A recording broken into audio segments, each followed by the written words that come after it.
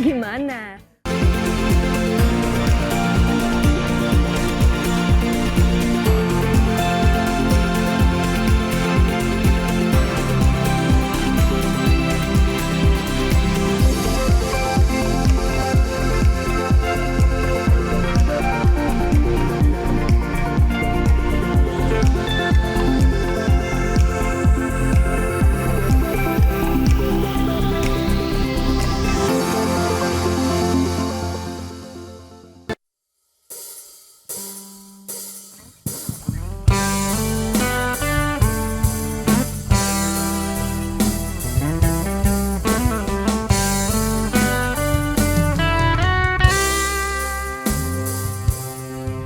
Di ujung jalan ini aku menunggumu, aku menantimu.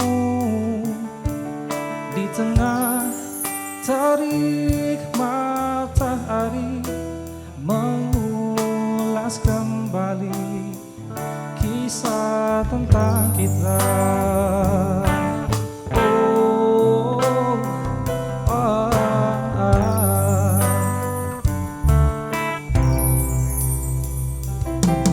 Alunan denting suara hati mengulas kembali jejak yang telah lalu. Ku tanya makna yang tercipta, aku abadikan di tempat terindah.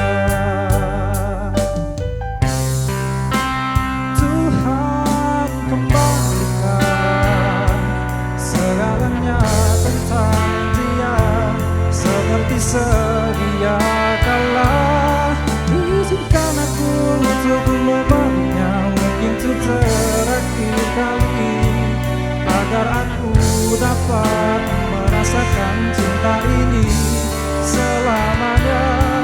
Ketika malam telah tiba, aku menyadari kau takkan kembali.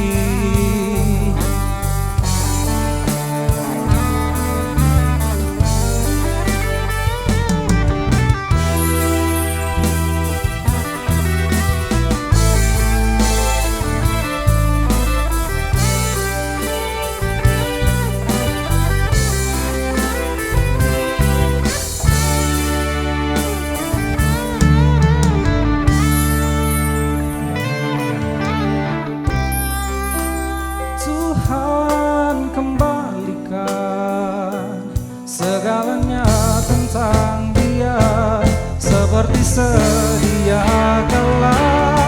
Izinkan aku untuk membawanya, mungkin untuk terakhir kali, agar aku dapat merasakan cinta ini selamanya.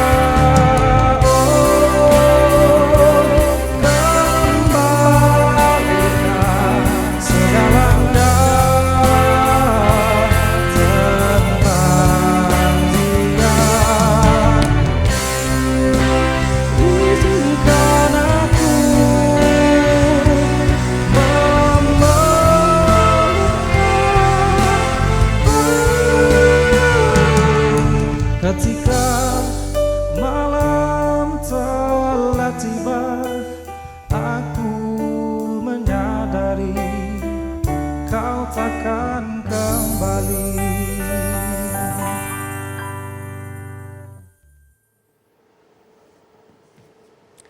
Ya, Assalamualaikum warahmatullahi wabarakatuh. Pemirsa, sehat bersama RSMH. Baru saja kita saksikan bersama penampilan dari teman-teman SDM Unggul Rumah Sakit Umum Pusat Dr. Muhammad Husin Palembang. Kita beri tepuk tangan dulu dong untuk mereka. Oke. Nah, pada kesempatan sore hari ini bersama saya 1 jam ke depan, Gaji Heranti, pada kesempatan Kamis 4 Agustus 2022. Dialog Sehat bersama RSMH kerjasama Rumah Sakit Umum Pusat Dr. Muhammad Husin Palembang dengan TPRI Sumatera Selatan. Nah, Bersama kita telah hadir di sini salah satunya yaitu narasumber kita yang merupakan SDM unggul juga di Rumah Sakit Umum Pusat Dr. Muhammad Husin Palembang tentunya. Dan teman-teman dari dokter-dokter residen penyakit dalam tentunya, terima kasih dokter telah berkenan menyempatkan hadir di studio pada kesempatan sore hari ini. Dan tentunya pemirsa di rumah yang mungkin nanti akan mengikuti dialog Sehat Bersama RSMH yang akan mengajukan pertanyaan atau sharing-sharing pengalaman terkait topik kita pada kesempatan sore hari ini, boleh menghubungi di nomor telepon 0711311454. Nah, untuk itu langsung saja kita sapa inilah narasumber kita pada sore hari ini, yaitu Dr. M. Ayus Astoni, spesialis penyakit dalam KGEH, Divisi Gastroenterohepatologi, KSM Penyakit Dalam Rumah Sakit Umum Pusat Dr. Muhammad Husin Palembang. Assalamualaikum dokter. Waalaikumsalam Mbak Rati. Apa kabar dok? Baik, alhamdulillah. Sehat ya. Alhamdulillah. Gimana nih dok, pandemi kayaknya udah mulai berubah ke endemi ya dok ya untuk COVID-19 ya dok ya? Ya insya Allah, amin, sudah mulai mengarah ke sana. Walaupun akhir-akhir ini kasus makin meningkat lagi, walaupun dengan tingkat kegawatan yang lebih rendah dibandingkan yang tahun yang lalu sebelumnya. Oke, artinya sekarang lagi mengalami peningkatan seperti itu dok ya, cuma tidak lebih tinggi dari tahun sebelumnya begitu ya dok. Oke baik, alhamdulillah. Nah dokter, untuk topik kita pada episode kali ini itu akan membahas mengenai gastroparesis nih dok, sesuai sama kompetensi dokter ya dok ya, kayaknya di Divisi Gastroenterohepatologi di RSMH. Nah mungkin untuk pertanyaan pertama aja nih dok, sebelum kita masuk ke pertanyaan yang lebih lanjut, mungkin kita ingin mengenal dulu nih lebih jauh, apa sih gastroparesis itu sendiri, itu penyakit yang menyerang organ apa, dan bagaimana tanda gejalanya? Silahkan dok. Baik Mbak Ranti, gastroparesis itu adalah suatu penyakit yang menyerang organ sesuai dengan namanya ya, gaster. Gaster itu artinya lambung. Kalau bahasa kita Indonesia kantong nasi ya, bahasa Palembang kantong nasi. Jadi gastroparesis adalah suatu secara harfiah artinya kelumpuhan daripada lambung. Jadi ini adalah suatu penyakit yang kalau per definisi penyakit adalah suatu kondisi di mana ada keterlambatan pengosongan lambung ya, tanpa disebabkan oleh adanya sumbatan mekanik daripada saluran makanan bagian atas tersebut. Jadi lambung itu jadi lambat kosong. Jadi misal normalnya sekitar 4-6 jam. Nah, pada penderita ini pengosongan lebih lama, bisa 8 jam, bisa 10 jam, bisa sampai ada yang 24 jam nih baru kosong sejak makanan itu mulai masuk. Tapi ini baru dia bisa disebut gastroparesis kalau di dalam pemeriksaan penunjang dia tidak ditemukan adanya obstruksi mekanik yang menyebabkan keterlambatan pengosongan lambung tersebut. Jadi untuk dinyatakan bahwa keterlambatan pengosongan lambung ini adalah disebabkan gastroparesis, maka kita harus melakukan pemeriksaan tambahan ya untuk membuktikan bahwa tidak ada sumbatan mekanik pada lambung atau saluran makanan setelah lambung. Itu dengan pemeriksaan yang gold standard itu dengan misalnya endoskopi ya. Jadi kalau bahasa itu di teropong ya, endoskopi saluran pencernaan. Jadi memasukkan suatu alat endoskop dari mulut yang dimasukkan ke lambung sampai ke biasanya ke usus 12 jari.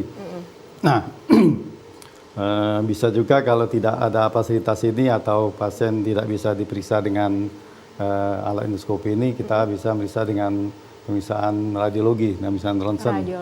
Jadi di pemeriksaan radiologi tapi dengan menggunakan jet kontras namanya barium. Jadi pasien dipuasakan, kemudian dia minum jet kontras, barium, nanti akan terlihat setelah berapa lama saluran makanan itu secara utuh di dalam lambung itu. Radiologi berarti difoto ya dok ya? Difoto pakai ronsen. Oke baik, artinya dinyatakan gastroparesis ini kalau tidak ada sumbatan di organ selanjutnya setelah lambung begitu ya dok ya? Ya, tidak ada masalah lain, betul-betul memang dari ya. lambungnya yang ada masalah. Tadi berapa lama dokter untuk pengosongan lambung itu sendiri normalnya? Jadi biasanya kalau untuk pengosongan lambung tergantung makanan ya. Kalau dia makanan padat biasanya antara 6 sampai 8 jam. Kalau makanan cair biasanya antara 2 sampai 4 jam. Jadi dia yang cair itu dia lebih cepat pengosongannya. Jadi kalau yang padat dia lebih lambat. juga tergantung sifat makanannya ya. Oke, baik. Semakin tinggi kadar seratnya juga semakin lama pengosongannya. Ya, betul. Baik, nah untuk tanda gejalanya sendiri nih dokter, supaya kita sebagai masyarakat awam katakanlah ya dokter ya, bisa mengetahui bahwa ini kayaknya arahnya ke gastroparesis nih, atau oh enggak ini bukan, ini cuma masalah lambung biasa. Itu apa yang membedakan dok? Ya, jadi yang paling sering ditemukan itu adalah bahwa dispepsia fungsional ya. Dispepsia adalah suatu gejala ketidaknyamanan di perut bagian atas yang disebabkan oleh bisa kelainan pada lambung atau organ-organ di sekitar lambung yang ada di perut bagian atas, atau bisa tidak ada kelainan sama sekali, ada disebut dengan dispepsia fungsional. Nah, dispepsia fungsional ini juga ada yang gejala keterlambatan pengosongan lambung, nah, tetapi ini bukan disebut gastroparesis. Jadi bedanya adalah bahwa apakah ini gastroparesis, apakah ini suatu dispepsia fungsional tipe yang dismotilitas namanya, atau gangguan daripada pengosongan lambung, adalah bahwa pada gastroparesis sifat gangguan itu jauh lebih berat dan lebih persisten, jadi dia menetap, bahkan makin lama dia akan makin berat. Tetapi kalau dia cuma sekedar dispepsia fungsional tadi, yang tipe gangguan motilitas atau gangguan pergerakan lambung, ya sifatnya hilang timbul dan biasanya tidak begitu berat. Ya. Oke, baik. Ada nggak sih dok, misalnya kayak tanda-tanda yang paling mudah diketahui gitu ya dok? Misalnya kan ini kan lebih lama pengosongan lambung ya dok ya. Nah mungkin nggak dia punya rasa kenyang lebih lama, mungkin ke sana. Ada nggak dok? Kalau dia gejalanya adalah bahwa pada orang-orang yang menderita gastroparesis ini adalah dia akan merasa penuh ya, postprandial fullness, jadi perasaan penuh setelah makan. Jadi dia setelah makan dia rasa perutnya penuh, kemudian dia cepat kenyang ya karena lambat kosong, kemudian ada mual, kemudian ada muntah.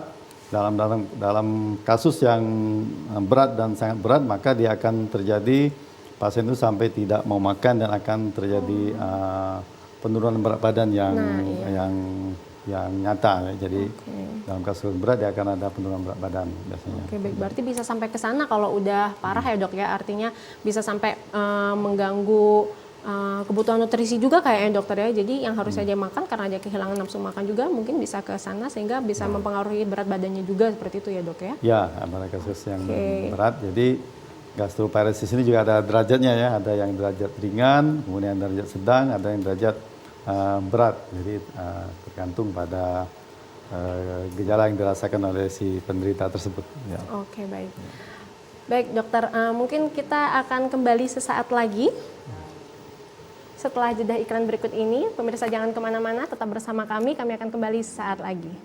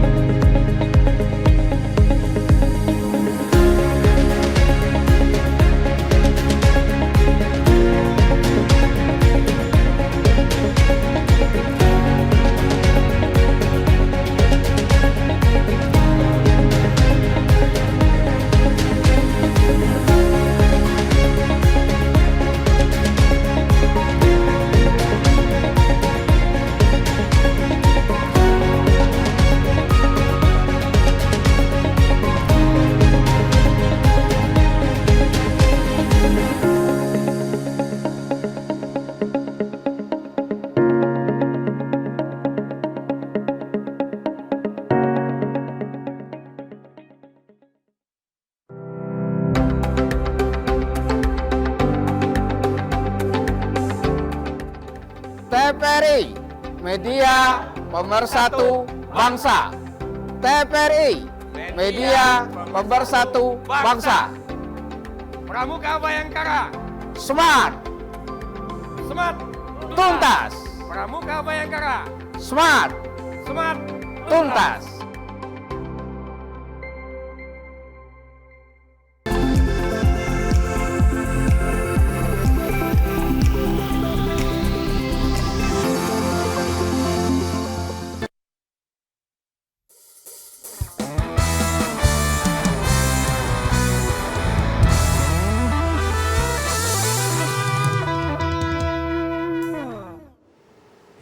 Ya, pemirsa Dialog Sehat bersama RSMH, kerjasama Rumah Sakit Umum Pusat Dr. Muhammad Husin Palembang dengan TVRI Sumatera Selatan.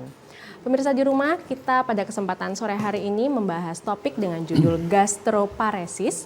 Dan tentunya kami masih mengundang pemirsa di rumah yang ingin bergabung bersama kami, tentunya di nomor telepon 0711 311 454. Nah, masih bersama narasumber kita, Dr. Muhammad Ayus Astoni, spesialis penyakit dalam KGAH. Dokter, tadi baru saja kita lihat nih cuplikan tentang tindakan endoskopi ya dok ya, itu yang dilaksanakan di RSMH ya dok ya. Tadi kalau kita lihat iklannya itu pada anak-anak juga bisa dilakukan tindakan ini ya dok ya. Untuk kasus gastroparesis ini sendiri dok, apakah bisa menyerang anak-anak juga dok? Jadi untuk kasus gastroparesis ini memang banyak penyebab ya, tapi ada karena obat-obatan, kemudian ada karena penyakit-penyakit tertentu ya. Obat-obatan biasanya obat yang bersifat obat penenang ya, ada obat cholinergic, kemudian obat antidepresi. Kemudian kalau penyakit yang paling banyak karena penyakit diabetes mellitus ya, kencing manis ya. Jadi ada juga secara garis besar pengelompokan penyebab dari gastroparesis ini adalah penyebab karena gangguan persarapan, kemudian karena gangguan otot, dan karena penyakit-penyakit lain yang berpengaruh kepada fungsi lambung, dan ada lagi yang sebagian besar ya 34% karena penyebab yang masih belum diketahui. Nah, jadi karena pengelompokan 3 penyebab tadi, tentu saja anak-anak pun bisa terkena gastroparesis, jadi bukan hanya orang dewasa saja. Oke, baik dokter, kita angkat telepon dulu dokter dari pemirsa di rumah. Halo, selamat sore. Mau nanya dok, Ya, selamat sore Bapak, silakan perkenalkan diri terlebih dahulu. Pak Amir Pak Amir, di mana Pak Amir? di Laju. Oke, silakan pertanyaannya Pak. Kalau penyakit jantung tuh ya, boleh minum kopi, tapi udah banyak kopinya. Pak Kamil, pertanyaannya untuk kasus jantung, apakah boleh minum kopi tapi nggak banyak gitu ya Pak ya? Ya, Ya, oke, baik. Ada pertanyaan lain mungkin Pak atau cukup? nggak ada. Ya baik, terima kasih Pak Kamil atas pertanyaannya. Nah, dokter, mungkin ini sedikit menyimpang dari topik kita pada sore hari ini, tapi nggak apa-apa kita jawab untuk Pak Kamil ya. Silakan dok. Baik, Pak Kamil, Assalamualaikum warahmatullahi wabarakatuh. Waalaikumsalam. Jadi untuk penyakit jantung sendiri banyak sekali ya jenis-jenis penyakit jantung ya. Jadi ada jantung koroner karena gangguan aliran darah di koroner, ada penyakit jantung katup, ada penyakit jantung karena infeksi ya. Ada juga penyakit jantung karena kurang darah, ada juga penyakit jantung karena gangguan daripada sistem pompa jantung karena proses autoimun. Nah, tapi secara umum kita sebut sakit jantung. Jadi kalau minum kopi tergantung tingkat keparahan penyakit jantung itu sendiri. Ya.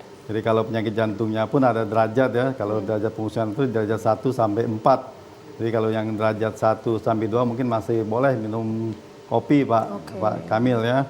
Karena sifat kopi itu sendiri adalah sebagai stimulasi otak, sebenarnya stimulasi saraf, dan juga dia punya efek untuk mempercepat denyut jantung. Jadi kopi itu kafeinnya itu dia mempunyai efek mempercepat denyut jantung. Sehingga kalau penyakit jantung yang berat memang sebaiknya jangan minum kopi, apalagi kalau kopinya kental dan banyak. Jadi kalau penyakit jantungnya masih derajat ringan sedang, mungkin masih boleh sedikit dan tidak terlalu kental, sehingga kafein yang terkandung di dalam minuman itu tidak begitu banyak, sehingga akibat pemacuan denyut jantung karena minum kopi itu jadi tidak begitu tinggi, saya kira itu. Ya betul. Ya, demikianlah Pak Kamil dari laju ya tadi ya. Jawabannya mungkin sudah disimak. Mudah-mudahan menjawab pertanyaannya ya Pak Kamil ya. Ya baik, kita kembali ke topik kita dokter, gastroparesis ya dokter ya. Tadi dokter sempat menjelaskan bahwa obat-obatan itu bisa memicu munculnya penyakit ini dan penyakit diabetes juga seperti itu dokter ya. Kemudian penyakit saraf juga tentunya gitu ya dok. Nah dok, gimana sih dok kira-kira nih untuk pasien ini sendiri yang dia itu harus konsumsi obat, misalnya kayak kasus-kasus diabetes kan dia harus konsumsi obat nih dok. Nah cuma ada nggak dok pengaruhnya obat-obat yang dikonsumsi ini dia harus minum obat tapi sementara lambungnya sendiri bermasalah. Nah itu gimana dok menyikapinya? Ya, jadi terima kasih Mbak Ranti atas pertanyaannya. Jadi memang justru pada orang diabetes ya, baik dia diabetes tipe 1 maupun tipe 2, kalau gula darahnya tidak terkontrol maka dia akan dalam jangka waktu tertentu di atas 10 tahun maka kemungkinan akan timbul komplikasi gastroparesis ini. Jadi justru pada orang penderita diabetes harus ditekankan kontrol gula darah yang baik supaya dia tidak terjadi komplikasi gastroparesis dalam jangka panjang. Jadi malah dia harus minum obat, terutama obat untuk mengontrol gula darahnya tersebut secara teratur dengan dosis yang sesuai sehingga gula darahnya bisa terkontrol dengan baik. Itu deh, saya kira itu. Oke, baik. Nah dok, jadi penasaran nih, sejauh ini nih dok, untuk kasus gastroparesis ini sendiri dok, seberapa tinggi sih dok angka kejadiannya ya? Khususnya kita di Sumatera Selatan, di RSMH, dan di secara menyeluruh nasional nih, gimana dok kasus ini sendiri? Baik, terima kasih Mbak Rati. Memang untuk prevalensi gastroparesis ini, khususnya di RSMH, apalagi di Sumatera Selatan, belum ada penelitian khusus tentang berapa banyak atau prevalensi kejadian gastroparesis ini di Rumah Sakit Muhammad Husin maupun di Provinsi Sumatera Selatan ataupun di Kota Palembang. Karena memang kalau di rumah sakit sejauh ini yang banyak kita temukan adalah keterlambatan pengosongan lambung karena adanya obstruksi mekanik. Jadi yang bukan termasuk di dalam definisi gastroparesis. Jadi yang banyak kita temukan pada misalnya endoskopi adalah keterlambatan pengosongan lambung karena obstruksi dari saluran pencernaan bagian atas. Bisa karena tumor, bisa karena peradangan yang berat, bisa karena struktur ya, karena zat kimia atau karena tekanan dari luasan pencernaan. Jadi karena ada obstruksi mekanik. Juga kenapa kita belum ada angka pasti, karena untuk mendiagnosis pasti daripada gastroparesis ini adalah pemisahan gold standarnya adalah pemisahan dengan pemisahan radionuklir ya, pemisahan radionuklir dengan menggunakan radioisotop teknesium 99 dan indium 111 yang dimana makanan baik dia makanan padat ataupun makanan cair diberi label dengan radioisotop tersebut, kemudian pasien itu disuruh minum atau makan dan dipantau dengan kamera gamma dengan waktu tertentu. Nah dari situ baru tahu berapa lama pengosongan lambung pada pasien ini untuk makanan cair dan untuk makanan padat, sehingga baru kita bisa menentukan oh ini gastroparesis. Nah itu alat itu kita belum punya ya, saya kira di Indonesia pun saya belum dengar ada alat yang bisa mengukur sehingga bisa diagnosis gastroparesis secara gold standar. Baik. Nah, tetapi kalau dia yang ada itu adalah diagnosis dengan menyingkirkan penyebab tadi. Jadi kita duga ini gastroparesis kalau hasil pemeriksaan dengan endoskopi ya ataupun dengan radiologi yang saya terangkan di awal tadi, dia tidak ditemukan obstruksi mekanik pada saluran pencernaan. Saya kira itu yang bisa kita lakukan sekarang. Sayang sekali memang pertanyaannya belum bisa saya jawab dengan tepat ya prevalensi gastroparesis di Rumah Sakit Musin, apalagi di Sumatera Selatan. Baik dokter. Nah dokter, artinya kalau akan dilakukan tindakan yang seperti tadi dokter sampaikan, apakah itu perlu rawat inap dokter? Atau itu di bawah pengawasan yang bisa dilakukan saat rawat jalan? Baik Mbak, nanti kalau untuk endoskopi memang kalau pasiennya bagus ya tidak ada faktor risiko ya, tidak ada penyakit jantung, tidak ada penyakit yang berat lainnya, kita bisa lakukan endoskopi itu dengan rawat jalan, one day care. Jadi dia persiapan di rumah, kemudian dilakukan misalnya endoskopi, setelah dia observasi pasca tindakan tidak ada komplikasi, dia bisa dipulangkan, jadi one day care. Juga sama untuk misalkan radiologi tadi, ronsen dengan kontras juga bisa dengan rawat jalan. Tetapi untuk pasien-pasien yang ada faktor risiko ya, ada faktor penyakit yang berat, misalnya diabetes yang tidak terkontrol, atau penyakit jantung koroner, atau penyakit lever yang berat, ya tentu saja dengan rawat inap untuk keamanan pasien itu sendiri. Nah, tetapi saat ini karena kondisi pandemi COVID ya, sejak 2 tahun terakhir ini, kita di RSMH dan mungkin juga di beberapa rumah sakit lainnya untuk endoskopi ini selama pandemi ini kita lakukan rawat inap. Ya, rawat inap sebentar karena untuk mencegah penularan COVID terhadap pasien mau kita periksa, dan juga untuk memastikan bahwa pasien yang akan kita lakukan pemeriksaan ini dia bebas dari infeksi COVID-19 karena ini adalah pemeriksaan semi invasif, jadi memasukkan alat, jadi sama kayak tindakan bedah minor, bedah minimal invasif sebenarnya, jadi harus dirawat inap, tapi tidak lama sebenarnya untuk persiapan saja. Dengan pemeriksaan tes dulu ya dokter ya, apakah dinyatakan negatif atau positif COVID seperti itu ya dokter ya? Ya, screening untuk COVID.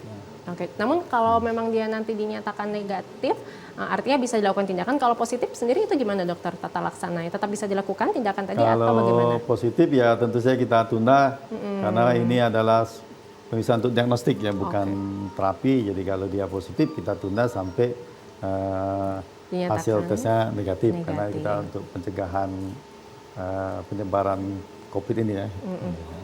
Ya oke, baik, karena berisiko juga untuk tenaga medisnya dokter ya. Ya oke. Nah baik pemirsa, kita masih mengundang pemirsa di rumah yang ingin bergabung bersama kami di nomor telepon 0711-311-454. Namun jangan kemana-mana, kita akan kembali sesaat lagi setelah promo berikut ini.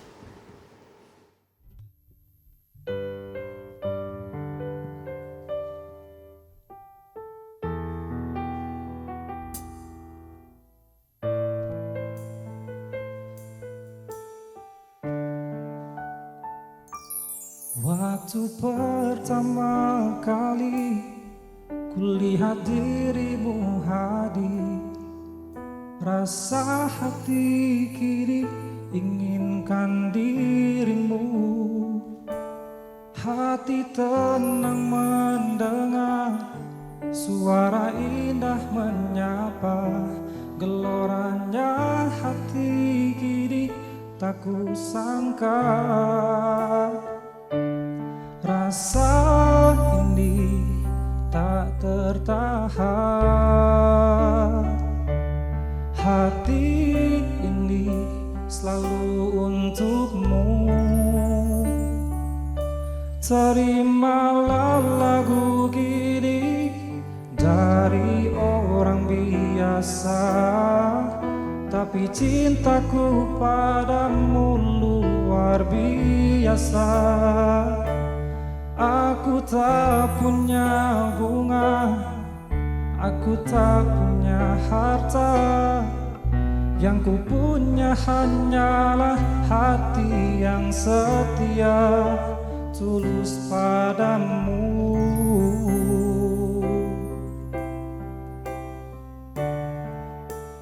Hari-hari berganti, kini cinta pun hadir.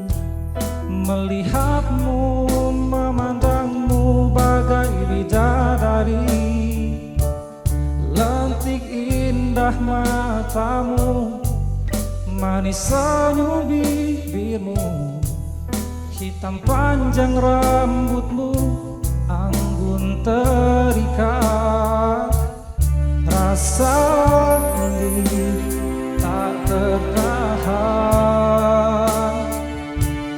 hati ini selalu untukmu. Terimalah lagu gini dari orang biasa, tapi cintaku padamu luar biasa. Aku tak punya bunga, aku tak punya harta, yang ku punya hanyalah hati yang setia, tulus padamu.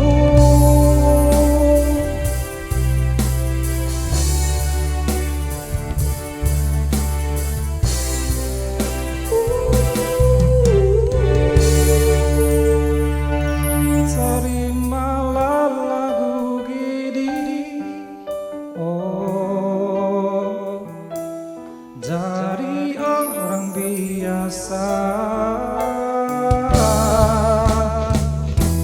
Terimalah lagu Gidi dari orang biasa, tapi cintaku padamu luar biasa. Aku tak punya bunga, aku tak punya harta, yang ku punya hanyalah hati yang setia. Yang ku punya hanyalah hati yang setia,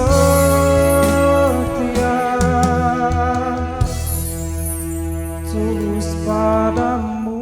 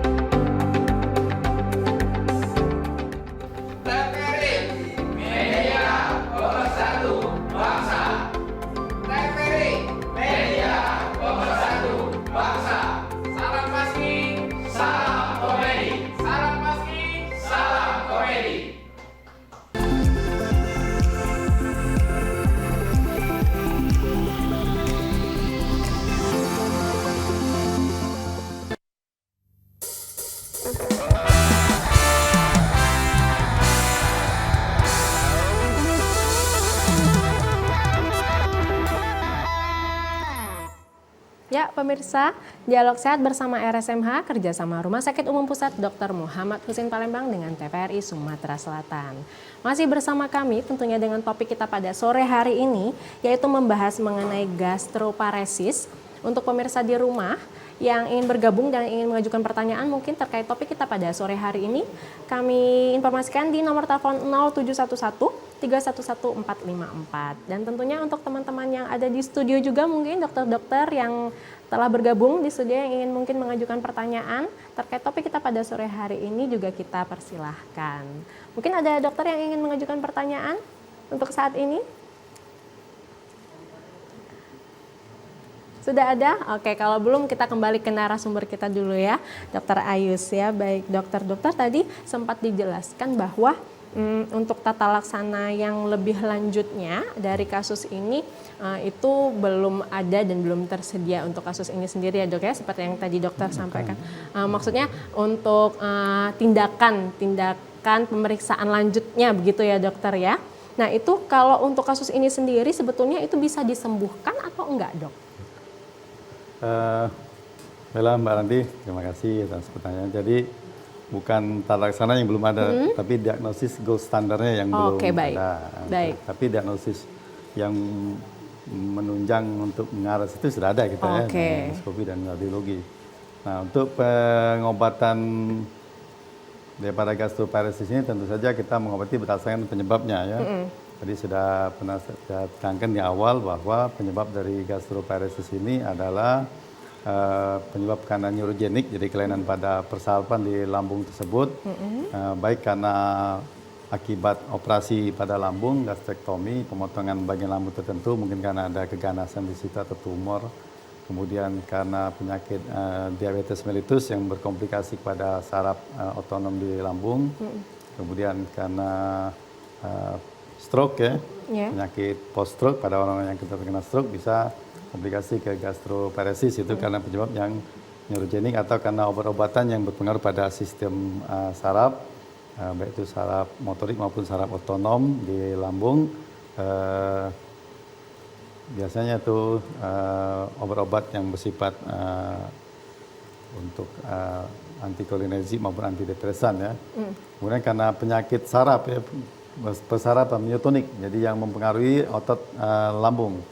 Jadi penyakit pengerasan organ-organ ya, seperti skleroderma atau penyakit lupus, sistemik lupus erythematosus, maupun penyakit amyloidosis namanya. Jadi penyakit yang memang menyerang sistem jaringan lunak, termasuk jaringan lunak di otot lambung ya. Kemudian itu karena penyebab di otot, kemudian penyebab yang lainnya karena penyakit yang berpengaruh kepada kontraksi lambung. Misalnya ulkus ya, ada luka di lambung atau peradangan lambung yang berat, kemudian ada infeksi di luar, infeksi karena virus atau bakteri tertentu, kemudian karena apa namanya itu ada suatu sindrom, jaringan resistance syndrome, yang atau karena gangguan endokrin, misalnya pada orang yang kurang hormon tiroid ya, orang yang bisa ya, dok, ya? Produksi hormon tiroidnya rendah ya, hipotiroidisme. Dan yang terakhir itu karena memang tidak diketahui penyebabnya idiopatik. Jadi ini justru yang banyak 34%. Nah, jadi untuk pengobatannya kita harus mengatasi penyakit yang mendasari ya. Tapi kalau pengobatan untuk menghilangkan gejala atau gangguan itu sendiri ada 3 tahap ya, ada 3 modalitas pengobatan ya. Yang pertama dengan diet. Dengan diet pun diberikan bertahap ya, dengan diet, kemudian yang kedua dengan pemberian obat-obat prokinetik. Jadi obat prokinetik ini adalah obat yang merangsang kontraksi daripada saluran pencernaan, terutama lambung ya. Seperti misalnya domperidon atau merek dagang yang kita kenal mungkin Pometa ya, atau metoclopramid yang sudah dikenal secara luas, misalnya Primpran. Itu pemberian obat-obat prokinetik. Yang terakhir pengobatan dengan cara invasif. Ya, jadi kalau memang sudah sangat berat, tidak bisa diobati dengan diet, kemudian tidak juga bisa diobati dengan obat prokinetik tadi, maka dilakukan terapi invasif, yaitu dengan terapi pembedahan. Jadi dipasang selang makanan itu langsung ke jejunum, ke usus halus. Jadi kita langsung memasukkan cup ya, jadi feeding cup ke usus halus atau ke jejunum. Atau penyuntikan botox ya. Apa namanya itu botulinum toksin, botox kalau yang dikenal di secara luas, ke bagian dari lambung yang namanya pylorus. Jadi bagian lambung yang bagian distal yang sudah mau masuk ke usus 12 jari, yang disuntik dengan toksin botulinum tersebut. Untuk apa itu dok tujuannya nanti? Untuk supaya dia relaksasi, jadi otot yang kaku tadi dia relaksasi, dia jadi antagonis neurotransmitter, jadi botox ini, jadi dia yang semua tegang jadi dia relaksasi di saat itu. Atau dengan pemasangan implan, jadi gastric electric stimulan. Jadi dia semacam alat pacu lambung. Jadi kalau kita kenal selama ini alat pacu jantung, nah ini ada namanya alat pacu lambung. Itu dipasang di dalam organnya itu Ya, ya? Dok? dipasang langsung di elektrod itu dipasang di bagian lambung tertentu. Oke. Dan alatnya itu ditanamkan di bawah kulit di daerah perut. Jadi dipasang implannya gastric electrical stimulan, jadi semacam alat pacu lambung namanya. Kalau namanya alat pacu jantung dipasang di jantung. Ya. Itu yang pengobatan. Nah, baik dengan diet tadi, jadi dietnya itu pun bertahap. Jadi mulai tergantung dengan gejala, kalau dia sangat berat tetapi masih bisa mentoleransi makanan cair, maka dia diberikan diet step 1 namanya. Jadi diet step 1 itu dia makanan dalam bentuk yang cair. Nah, kemudian setelah misalnya dengan minuman ya, minuman soft drink setengah gelas diberikan sebanyak 6 sampai 8 kali dalam 2 jam. 2 jam. Jadi setengah gelas sebanyak 8 kali, maksudnya 8 kali setengah gelas tadi. Sampai dia membaik, sampai dia bisa mentoleransi makanan yang semi padat. Jadi kalau makanan cair tadi sudah lancar, tidak ada lagi keterlambat pengosongan, maka dia masuk ke dalam step 2. Jadi dia masuk ke makanan yang semi padat, jadi krim. Jadi pemberian misalnya susu skim, jadi susu bebas lemak. Ya. Kemudian pemberian kaldu bebas lemak yang diberikan ditambah dengan noodle mie ya. Atau pemberian krim yang terbuat dari gandum, itu step 2. Sampai dia bagus, step 2 tidak ada lagi keterlambatan pengosongan makanan pada step 2 tadi, maka dia masuk ke step 3. Jadi ini sudah gejala yang ringan. Jadi dia sudah mulai bisa diberikan makanan yang setengah padat. Jadi diberikan makanan yang di blender. Jadi diberikan makanan yang di blender, misalnya bubur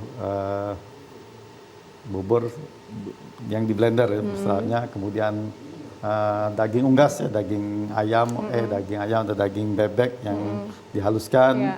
Atau juga daging sapi ya, yang bebas lemak yang dihaluskan. Jadi harus dia tetap sudah bebas lemak tetap ya, Dok? di blender. Atau dengan pemberian sayur-sayuran yang juga di blender, jadi dia sudah agak padat. Sampai dia step 3 ini bisa terlewati, dia makanan yang sudah mulai semi padat ini bisa lewat tanpa adanya keterlambatan pengosongan, baru dia masuk ke dalam step 4. Jadi step 4 ini relatif makanan yang sudah mulai seperti orang normal, tetapi dia rendah serat dan rendah lemak.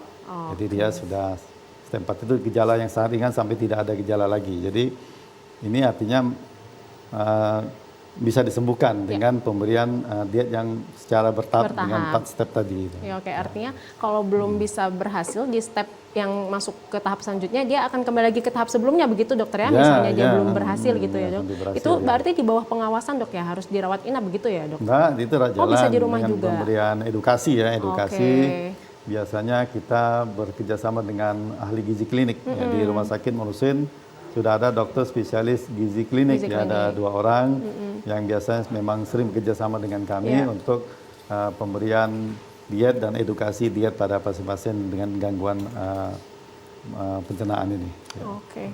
Ya baik pemirsa, menarik sekali ya. Ini semakin sore semakin seru nih topik kita pada sore hari ini. Tapi jangan kemana-mana, tetap bersama kami akan kembali sesaat lagi setelah jeda iklan berikut ini.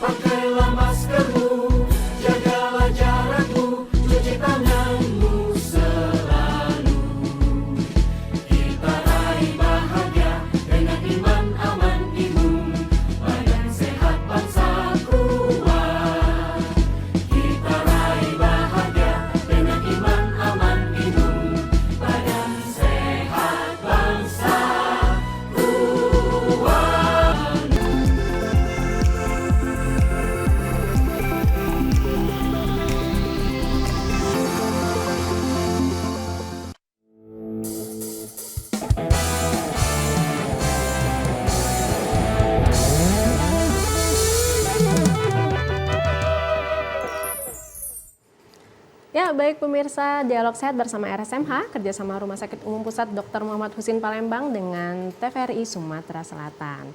Masih dalam kesempatan sore hari ini, topik kita membahas mengenai gastroparesis bersama narasumber kita yang merupakan SDM unggul di Rumah Sakit Umum Pusat Dr. Muhammad Husin Palembang. Kami tetap menunggu, mungkin pemirsa di rumah yang ingin bergabung, di nomor telepon 0711-311-454. Silakan menghubungi kami jika ingin mengajukan pertanyaan atau sharing pengalaman terkait penyakit dan topik kita pada sore hari ini. Nah, masih bersama narasumber kita Dr. M. Ayus Astoni, SPPD KGAH. Dokter, tadi udah banyak informasi yang telah dokter sampaikan terkait topik kita pada sore hari ini dan pembahasan-pembahasan yang telah kita bahas, dokter ya. Nah, mungkin kita masuk ke metastase nih dok, dari penyakit ini sendiri kira-kira, atau penyakit ini sendiri adalah metastase dari penyakit yang sebelumnya gitu dok. Gimana dok kira-kira? Ada nggak setelah dari penyakit ini metastasenya ke penyakit apa gitu loh dok? Ya, baik Mbak Ranti. Kalau bicara metastase itu biasanya menyangkut penyakit keganasan sebenarnya kalau metastase. Jadi metastase adalah suatu penyebaran yang biasanya suatu terminologi yang kita gunakan untuk menggambarkan suatu penyebaran daripada penyakit keganasan. Jadi misalnya kanker di paru-paru dia metastase ke hati, menyebar ke hati. Kanker di saluran pencernaan di usus besar yang menyebar ke paru-paru atau menyebar ke hati yang paling banyak ya, atau menyebar ke getah bening, itu yang biasa kita gunakan terminologi metastase. Kalau gastroparesis ini karena dia bukan keganasan, tetapi lebih kepada gangguan organik pada lambung, terutama fungsi saraf ya, fungsi saraf di lambung yang menyebabkan gangguan kontraksi lambung sehingga terjadi keterlambatan pengosongan isi lambung. Ya tentu saja tidak ada metastase ya, tidak ada penyebaran. Mungkin yang dimaksud lebih tepat komplikasi barangkali ya, komplikasi. Baik. Jadi komplikasi daripada gastroparesis ini ya. Tentu saja karena dia sifatnya adalah terkait dengan makanan, tentu saja komplikasi yang terberat adalah terjadinya malnutrisi, ya. Terjadi malnutrisi atau gangguan nutrisi pada si penderita gastroparesis ini. Dan berakibat gangguan kekurangan zat-zat mineral tertentu ya, dan penurunan berat badan. Jadi kalau komplikasi daripada gastroparesis ini adalah yang paling nyata adalah weight loss, jadi penurunan berat badan yang nyata sesuai dengan derajat keparahan daripada gastroparesis itu sendiri. Tidak. Ya oke, baik. Dok, selanjutnya dok, mungkin kita bergeser sedikit nih dok dari medis ya dok ya. Kalau dari obat-obatan herbal sendiri dok, itu dari kacamata medis sendiri gimana dok untuk kasus ini kira-kira? Ya direkomendasikan atau bagaimana dok? Untuk obat-obatan herbal ini kan biasanya kalau kita nih ya masyarakat ini nggak mau ke medis nih dok misalnya, terus mengkonsumsi obat-obatan herbal dan atau tradisional lainnya gitu dok. Kira-kira gimana dok? Untuk penyakit gastroparesis ya belum ada ya obat herbal yang digunakan untuk pengobatan gastroparesis ya. Jadi sudah saya katakan ada penanganan gastroparesis itu ada 3 modalitas ya, dengan diet yang dengan 4 step tadi, kemudian dengan obat prokinetik ya. Sejauh ini yang paling aman dan nyata efektivitasnya adalah 2 ya, metoclopramid, kita kenal dengan nama Primpran ya. Kemudian domperidon yang kita kenal dengan secara umum Pometa ya. Saya kira semua masyarakat sudah tahu itu. Cuma 2 itu ada lagi namanya Tisaprid ya. Tisaprid itu propulsif. Nah ini sebenarnya lebih kuat dia, tetapi karena efek samping ke jantung ya, ke irama jantung, dan bisa mengakibatkan gangguan irama jantung yang ganas, bisa menyebabkan kematian, sehingga obat ini sudah tidak lagi digunakan untuk kepentingan klinis medis, hanya terbatas untuk percobaan ya. Jadi dia tidak lagi digunakan karena komplikasi aritmia jantung yang ganas tadi, menyebabkan kematian. Nah, kalau secara umum obat-obat tradisional maksudnya ya, di kedokteran obat tradisional itu harus dia sudah dalam bentuk fitofarmaka. Artinya fitofarmaka jadi obat-obat dari bahan herbal ya, tumbuh-tumbuhan mungkin maksudnya bahan-bahan tumbuhan ataupun buah-buah tertentu yang sudah diketahui efeknya secara klinis dengan bukti evidence base, clinical base, kemudian sudah diketahui dosis penggunaan yang aman untuk manusia tanpa menimbulkan efek samping, baik itu efek samping jangka pendek maupun efek samping jangka panjang.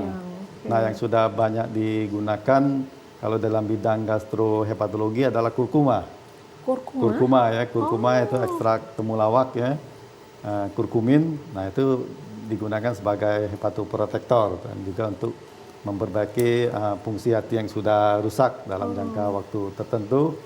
Dan pada anak-anak dia bisa menambah nafsu makan katanya kurkuma. Dan ini memang sudah terbukti dia efektivitasnya dan keamanannya secara klinis baik dalam jangka panjang. Ada juga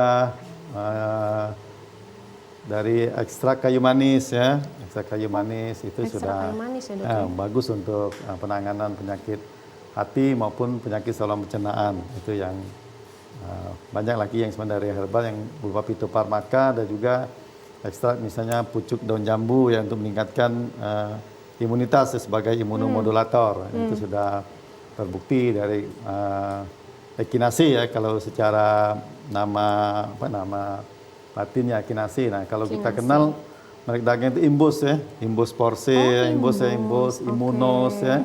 Nah, itu yang mungkin masyarakat pasti sudah kenal. Kalau orang mau naik haji biasanya banyak dibekali imbus oleh dokter yang memeriksanya untuk cek kesehatan haji ya. Imbus imunos, saya kira itu. Tapi untuk gastroparesis belum. Ya, oke. Ya, baik. Baik dokter, nah mungkin ini dok, kita sudah hampir di penghujung acara dokter. Mungkin bisa dokter sedikit saran untuk masyarakat nih dok, untuk mencegah kasus ini sendiri dok. Ya, bela Mbak. Untuk mencegah gastroparesis, karena memang yang paling banyak ya, penyakit yang berkomplikasi gastroparesis adalah penyakit diabetes mellitus atau kencing manis. Sehingga memang untuk masyarakat bahwa penyakit ini harus kita ketahui sedini mungkin. Jadi sebaiknya memang rutin untuk memeriksakan check up ya, jenis check up, kadar gula darah, puasa dan 2 jam habis makan. Apabila telah ada peningkatan di atas normal, maka segera konsultasi ke dokter supaya tidak berkembang menjadi diabetes mellitus yang kronis yang bisa berkomplikasi ke gastroparesis ini. Saya kira itu untuk saran dari saya, karena yang paling banyak penyakit DM ini. Oke, baik. Berarti untuk pemirsa yang ada kemungkinan kasus diabetes mellitus itu lebih berhati-hati begitu dokter ya. Jadi begitu ditemukan ada kemungkinan untuk terjadi diagnosa diabetes mellitus itu harus bersiap-siap, karena nanti gastroparesis sudah nunggu nih gitu ya dokter ya, kurang lebih seperti itu. Ya baiklah pemirsa, mungkin yang terakhir nih dokter, jadwal prakteknya di RSMH. Pemirsa di rumah pasti penasaran dong, dokter Ayus ini di RSMH bisa ketemunya hari apa aja dok, jam berapa? Oh ya, kalau saya memang kerjanya di RSMH ya, sebagai pegawai tetap di Rumah Sakit Mon Husein, maka saya tentu saja setiap hari saya kerja di sana. Dari pagi sampai sore. Nah, kalau praktek di gerak eksekutif ya, di gerak eksekutif itu mulai biasanya jam 10 sampai jam 12.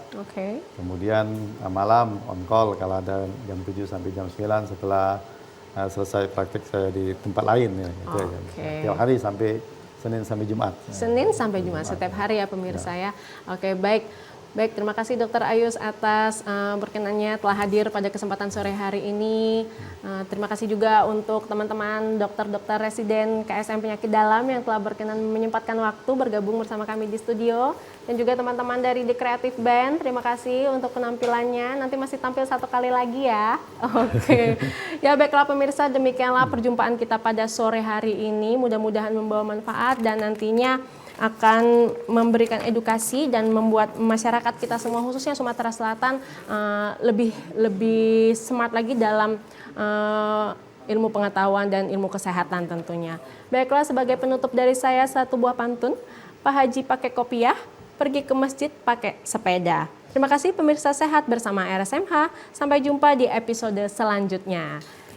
Ya, kita saksikan langsung penampilan sebagai penutup dari The Creative Band dengan lagunya yang berjudul 1000 tahun lamanya. Silahkan.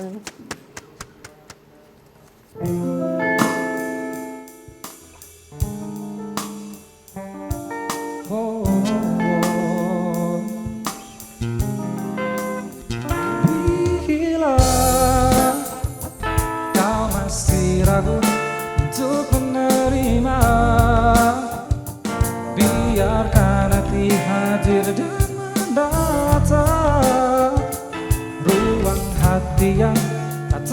untuk lama. Oh, jika kau masih ragu untuk menerima, biarkan hati kecilmu bicara, karena ku yakin kan datang saatnya.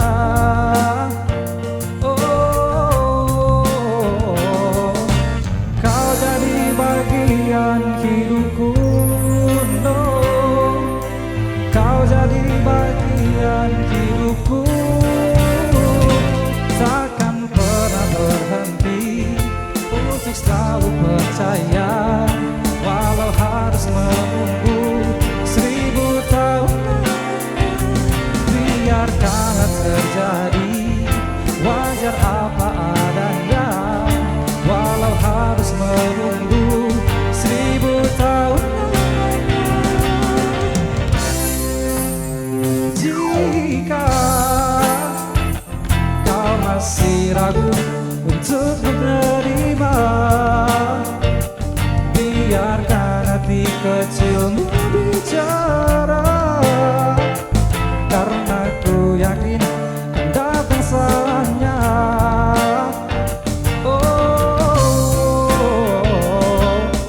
Kau jadi bagian hidupku, no. Kau jadi bagian hidupku, takkan pernah berhenti untuk selalu percaya, walau harus menunggu